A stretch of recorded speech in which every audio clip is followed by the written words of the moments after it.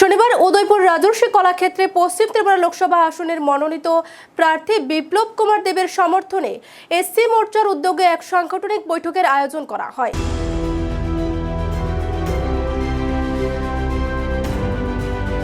এদিনের এই বৈঠকে উপস্থিত ছিলেন পশ্চিম ত্রিপুরা লোকসভা আসনের বিজেপি মনোনীত প্রার্থী বিপ্লব কুমার দেব।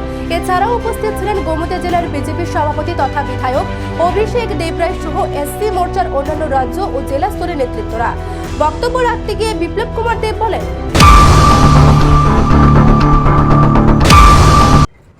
কেন এসছে?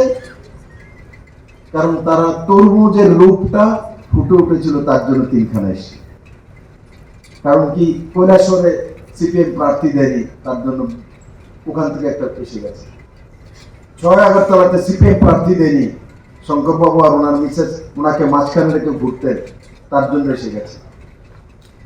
আমার কনস্টিটুয়েন্সি বনমালীপুরটা আমি যতটা বুঝি, রাজীব বাবুকে আমি ক্যান্ডিডেট বানিয়েছিলাম, আমি বহুবার গিয়েছি, কিন্তু বনমালীপুরের মানুষের অভিমান ছিল বিপ্লব দেব কেন দাঁড়ায়নি। অভিমানের কারণে আমাদের ক্যান্ডিডেটকে হারিয়ে দিয়েছে, নাহলে বনমালীপুরের মানুষ বিপ্লব দেবের বাইরে যায়। তার জন্য এই তিনখানা সিট কংগ্রেসকে কে সাপোর্ট করেছে? কে সাপোর্ট করেছে? যাদের সঙ্গে লড়াইয়ের কারণে এই অবরুদ্ধ দক্ষিণে প্রায় 70 জন মারা রয়েছে কংগ্রেসের কার্যকর্তা।